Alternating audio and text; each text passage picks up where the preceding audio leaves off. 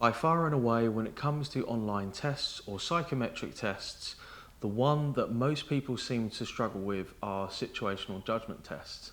In fact, in 2021, when I had a lot of private clients, I had so many people asking me about how to do situational judgment tests that I designed a course called SJTs Sorted. What follows is a short 30-minute course to help you to understand a system and framework to easily answer SJT style questions. There is also a handout which accompanies this course, which you can buy for a very small fee down in the Job Ready English store down below. Enjoy. Hello guys, welcome to the Sorting Out SJTs course. In this first video, we're going to talk about what are SJTs and what do they test. So an overview of this course is that we're going to talk about the 3 principles to answer an SJT, and then a framework to answer any SJT. We're going to be walking through examples which are taken from Deutsche Bank, their SJT prep pack from Job Test Prep. I do recommend, if you don't have a paid test provider, that you do get one, because though it may seem like you are saving money by looking for free tests, you're certainly not going to save time, and this is a faster way to do it. There is a link within your handout which you can download if you want to get a pack with Job Test Prep. We have a business relationship with them. You can use a code for £10 off and email your receipt to get unlimited access for 1 year for free over and above the 90 days. So what are SJTs and what do they test?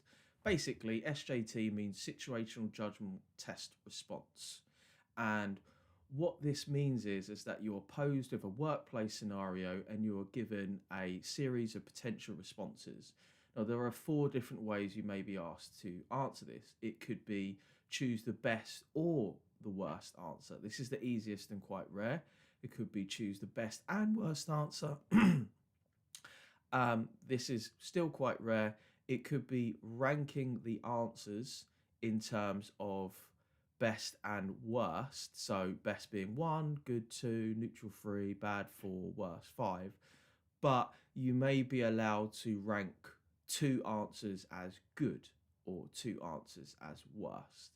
The 4th, a much more likely scenario, is that you have to rank them from best to worst, but no 2 responses can be given the same score.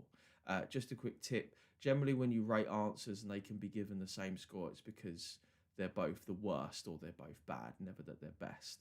So we're going to start off with an example from Deutsche Bank's Job Test Prep Pack. I recommend that you pause the video so that you can answer the scenario. So here are the responses. Take the time to try and rank those responses, bearing in mind in the real thing you'd get about 90 seconds. And once you've done that, particularly if you're doing it through Job Test Prep, then you'll get to see, what's right and what's wrong. And the first tip I would give you is always review your answers, always read the explanations and see what you got right and you got wrong. Most people don't improve because they don't review. They just do test after test after test. When in fact, when you think about it in school, if you got something wrong, you'd think to yourself, well, why did I get that wrong? What didn't I understand? And the correct order of those responses is 2, 4, 3, 5, 1. And you'll see that we've listed out the primary and secondary competencies. So this was about decision making and conscientiousness primarily, and secondary was organizational thinking, achievement striving, and working under management. If you don't understand what this means, don't worry, because we're going to explain these in the 3 principles, which we're going to start off in our next video. Now we're going to start going through the 3 principles to answer SJT questions that I've really refined over the last 9 or 10 years since I've helped clients with answering SJT questions. And principle 1 is, what is the problem? Every SJT question poses a problem which tests a competency or a skill, and a question may test one skill or multiple skills. So we mentioned this in the previous example. Each SJT question you come across, irrespective of the company, is going to test 1 or more of 5 main skills. That could be cognitive skills, i.e. your ability to make decisions, to solve problems, or to be strategic in dealing with a complex situation. It could be personality traits. Are you able to be flexible and adaptable and adapt quickly to a changing situation? Can you demonstrate resilience or dealing well under pressure, bouncing back from a failure? Can you demonstrate conscientiousness, which is basically following through on your commitment and carrying out work with integrity? Or can you work independently? So can you take actions independently when appropriate rather than waiting to be guided by somebody else? Interpersonal skills. Can you handle conflict and demonstrate social intelligence and be sensitive and dealing with difficult people? Can you communicate effectively? So can you be assertive and also effective? Can you build relationships, generally when we're talking about clients and also colleagues? And can you be persuasive, i.e. get people to do something that you want them to do? Attitudes. Can you be open to criticism and willing to accept feedback and be responsible? Are you success orientated? Do you try and complete your work to a high standard? Can you work under management and be effective in working and respecting the hierarchy? Can you be organized and adhere to the company's values and setting the company as the highest priority? And finally, leadership skills. Do you encourage development of others and give them feedback? Do you work well as part of a team? Can you be responsible and take other people's concerns seriously? Can you question convention and seek creative solutions? Can you utilize and maintain discipline and authority? And also, can you use people's best strengths? So if you're a graduate, we're mainly going to be concerned with the first 4 skills. For leadership for a graduate can really come down to just the ability to lead themselves. So here's another example. Again, I recommend that you pause the video once you read the example, go through the options, which are on the following page, and then break these ones down. So first of all, what we've done is that we sort of break down the problem sentence by sentence. So you're working as a tax consultant, have been part of the department for 2 weeks. You're new. Dave, one of your team members, has fallen ill and is absent from work today. So poor Dave, we don't have him as a resource and we need to probably cover for him or do something for him. You receive an urgent phone call from the financial director of one of Dave's big clients who sounds frustrated. There's a problem on the horizon. You've got a potential conflict. Going over their quarterly tax report, they have discovered difficulties understanding some of Dave's recommendations. So Dave's not here right now, but you are. They are on a tight schedule and don't want to make any mistakes. So they are looking at you to fix it, and you're not familiar with this account. So you're not going to be familiar with very much after 2 weeks. So what is this really looking at? It's a complicated problem you must solve because Dave isn't here. So what are the skills that you need? Well, really, this is about problem solving and strategic skills. This is a cognitive problem. It's all about solving a problem. So let's try another example. We're just going to break this down for you. And this is so important initially because a lot of times the reason why people can't effectively move through an SJT question is because they don't really understand what's being asked of them. So here's another example. Let's break it down sentence by sentence with translation and brackets. You've been in your role at the company for 2 years, working with several small clients. So you basically run the place. It's a joke, but you kind of know what you're doing and you have your own clients. You were recently assigned a big project and are excited about this new opportunity. Sweet. So you're getting a position of responsibility. The company obviously thinks highly of you because they're kind of thinking, well, this person can level up and move to a bigger project. This morning, you were scheduled to sit with the client and your manager to go over your recommendations to the client. So you've prepared something and now you're going to get the opportunity to show your client your work. Halfway through the meeting, your manager intervenes during your presentation. That's unexpected. She apologizes to the client and asks you to step outside the conference room. Really unexpected because you're in the middle of a client meeting. So this is quite, unexpected. Once you're alone, your manager expresses her dissatisfaction with the meeting, saying the client does not seem happy with your conclusions and suggests that perhaps you failed to gather appropriate and sufficient evidence to support your conclusion. Big deal to get this feedback when the presentation isn't even over.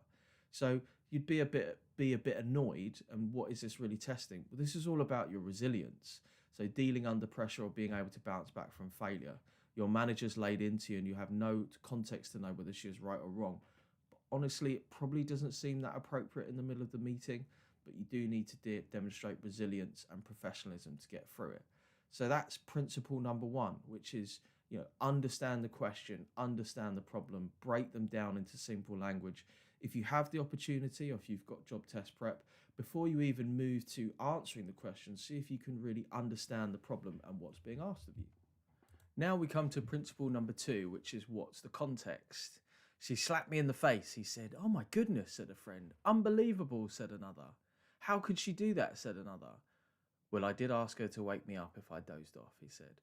Context is really important. The first principle is really just understanding the problem that we're looking at. The next is thinking about, well, now we know the problem, what is the context of this? So there are a couple of key questions that we can consider. Who is involved? What do they need? Who gets priority if there's more than one person involved in the scenario? What are your responsibilities and obligations? So you will be designated some sort of position in the hierarchy. What is your position and authority? And also, what is the wider context of the role you're applying to in real life? So let's dig into this with an example, because context will come from the scenario. But if the scenario is short, then you may learn more relevant content from the types of choices that you can make. So here's an example. You've been working on a client's project for some time now. The manager in charge of the project is giving a presentation to the client, showing the results of your analysis, findings, and recommendations. While the manager is giving this presentation, you realize there is a mistake in one of the tables you have prepared. Nobody else notices. So who's involved? Well, there are three people: you, your manager, and the client. What do they need? Well, your client needs the right information and your manager needs your support. So who gets priority? Well, your manager, because though you've spotted a mistake, they're right in the middle of giving a presentation and you have the experience to judge the best course of action. After all, would you just blurt out in the middle of the meeting something's wrong? Plus, if you can see the mistake, do you know the correct data with absolute certainty? So what are your responsibilities and obligations? Well, do right by the client and also respect your manager and the company's hierarchy. What is your position or authority? Well, you're a graduate, so you're the least senior person in this scenario. And what's the wider context? For a general corporate role, it would be to follow hierarchy and deliver best service to your client. So now we have context in mind. Here are the responses. Read through those and we're going to explain them. So did you guess the correct order, which was 4, 1, 3, 5, 2? So does that seem right to you? Well, you need to think about each of these responses. So response number 1, immediately inform your manager after presentation is over. You want to take responsibility for your mistakes. Yes, this is a good response as it portrays a responsible, honest employee, since you admit your mistake once it's done. Therefore, it's positive. But actually, the best is 4. Inform your manager after the presentation is completed, after working out the correction needed. You want to put things right as soon as possible.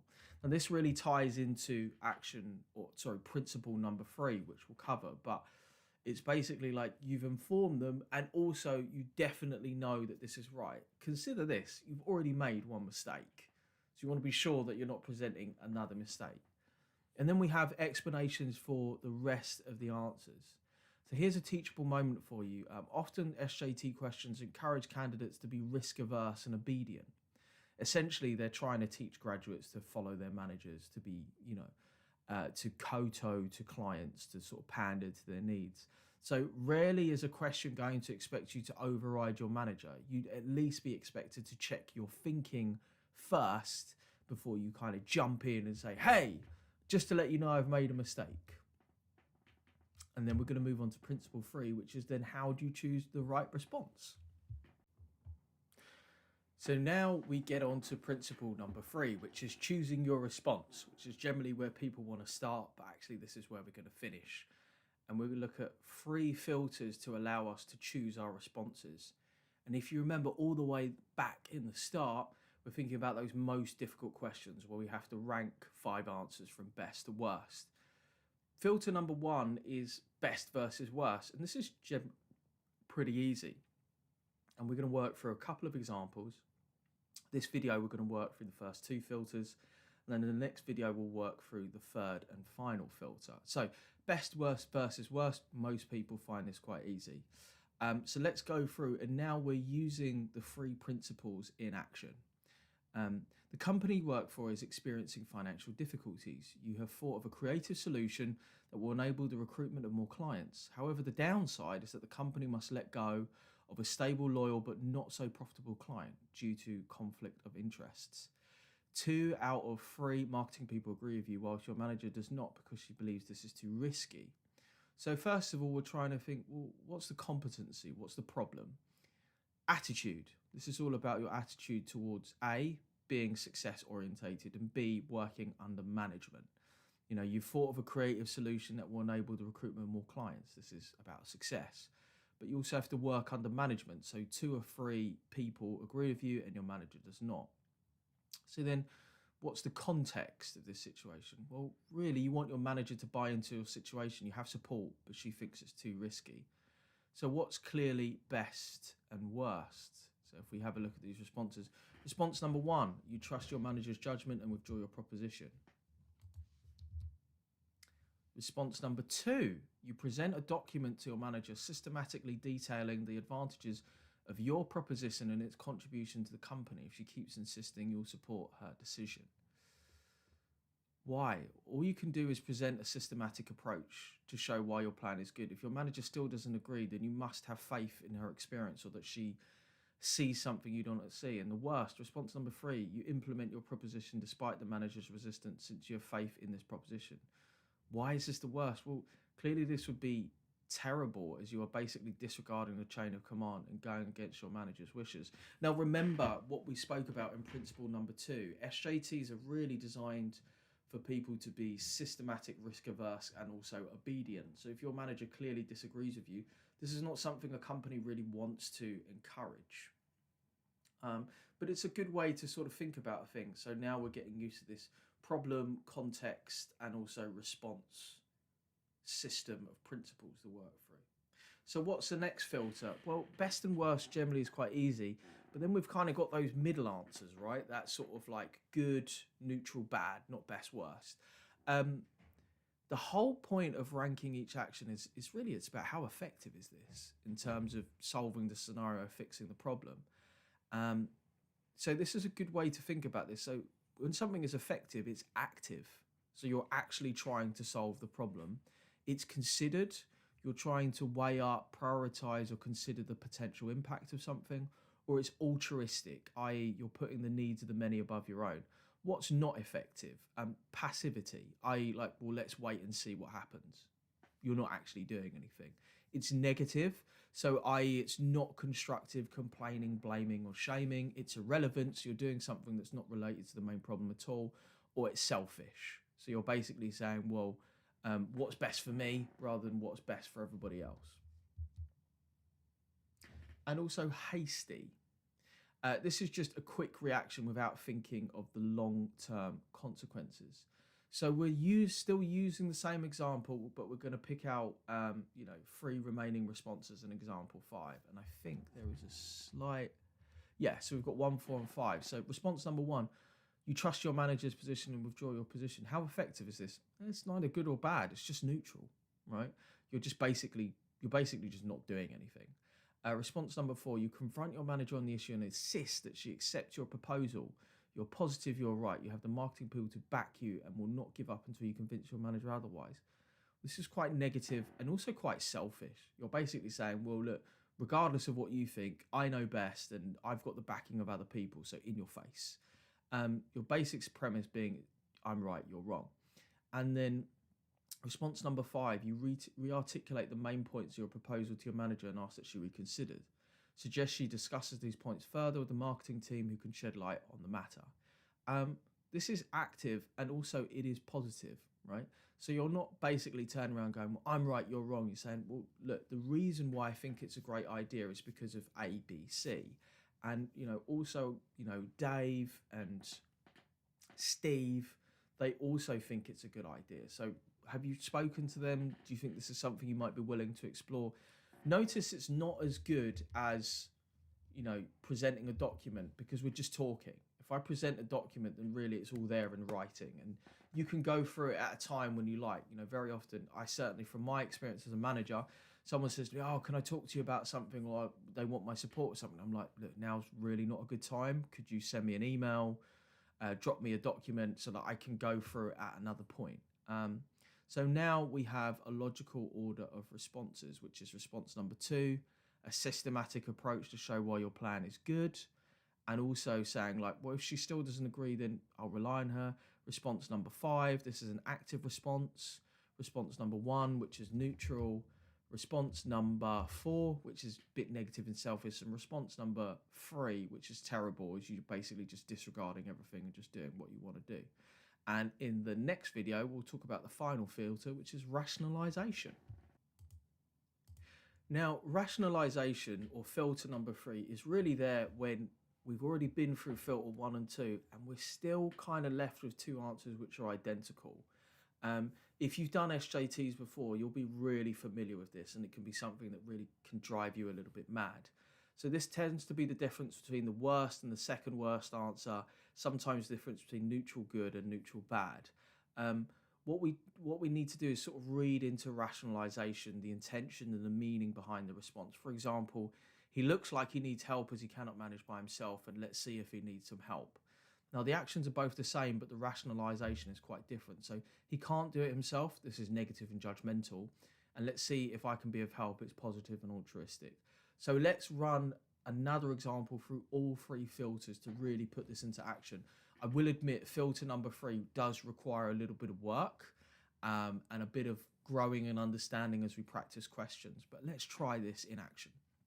You work in a large audit firm as a consultant. There are 5 additional members in your team, all supervised by a team manager and a department manager above him. Matt, a co-worker in your staff with whom you share an office, needs your advice regarding a report he is about to present at this week's team meeting. These meetings are led by your team manager, but the department manager is almost always present too. Although the part of the report that Matt shows you seems fine, you notice the numerical analysis in another section of the report is missing important conclusions. You can tell this section of the report does not adhere to the standards of your department supervisors. Matt seems confident about that part of the report, and you get the impression he is not interested in your opinion about it. So here are the responses. Response number 1, if he's not interested in your opinion, there's not much you can do about it, so you let it go and leave him to deal with the consequences of a poor presentation. Seems a bit neutral, right? Response number 2, if he does not want to listen to you, notify management about it. Talk to your manager and ask him to explain the importance of the changes to Matt. It seems effective, but a bit negative. Bit kind of like, 0 to 100. Response number 3, you do your best to get him to listen. It may involve discomfort, but you try to explain the logic behind your criticism, hoping he will understand. So this is really quite effective, proactive, and also positive. So sometimes people are resistant to change, and they're like, well, no, I've done it right. But what I tend to find is if you sit there and systematically and patiently go through something with someone, unless they're being really unreasonable or highly emotional, logically, they'll kind of go, yeah, actually, I think I did make a mistake. Response number 4, it's best to stay out of it. Matt does not want to hear your thoughts. That is his right, and there is always the possibility you are mistaken. I mean, that's neutral/negative. Again, you're just not doing anything. Response number 5, you briefly list the errors in the report. You're confident that once he's made aware of these, he will make the changes. Again, positive. So let's try our filters. So best and worst. It seems reasonably clear that response number 3 is best. Why? Because he may not want to listen, but if you explain based on logic rather than emotion, if he is a professional, he'll hopefully see that you're right. Not sure about you, but 1 and 4 kind of seem equally bad. So we'll come back to these in filter 3 because they're both basically doing nothing, which is bad because there's potentially a mistake that's going to go out to a client, a manager, a senior manager. So inaction is the action. So filter number 2, what type of response is it?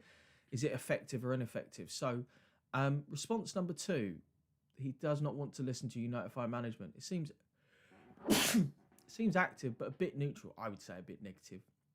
But you're trying to get someone else to do the work for you. So instead of you really facing that confrontation head on, you're like, Sally, like to your manager, you're like, Sally, Matt's made a mistake. You need to tell him off. It's a bit like telling teacher, isn't it? Instead of doing it yourself. And response number 5, you're listing the errors. You are being active, but you're not really explaining it. And it could be taken the wrong way. You're basically saying, this is all wrong. You should fix it.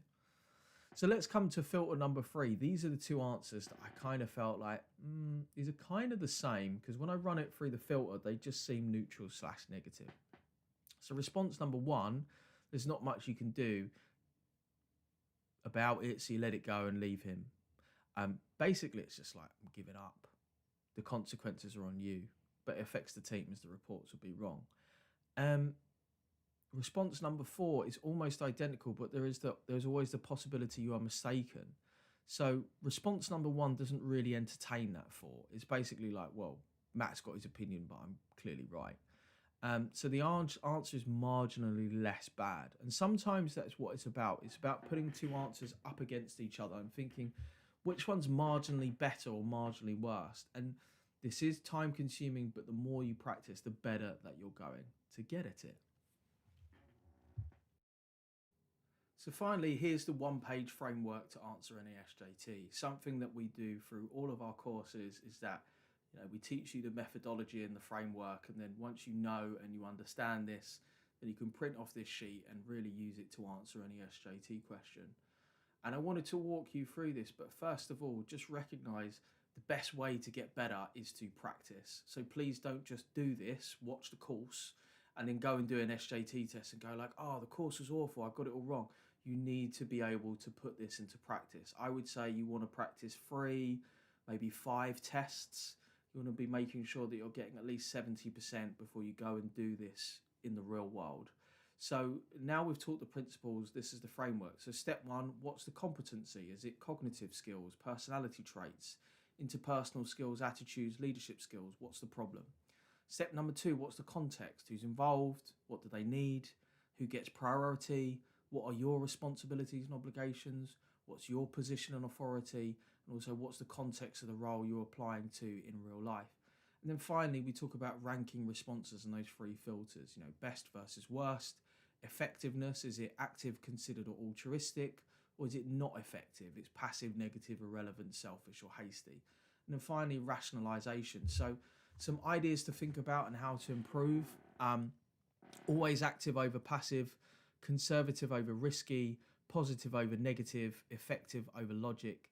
Think about how every response would affect the main problem in the simplest way possible. Reduce and simplify when confused. And think about how each response affects everyone involved, and also the hierarchy of obligation. So in an organization, the hierarchy of obligation, or basically who you put first, is the organization, then the client, then the manager, then you, unfortunately, is the least important person. Guys, I hope that you've really enjoyed this course. Please take what you've learned, practice it, refine it, and I am certain that you will have no problems with SJT questions anymore.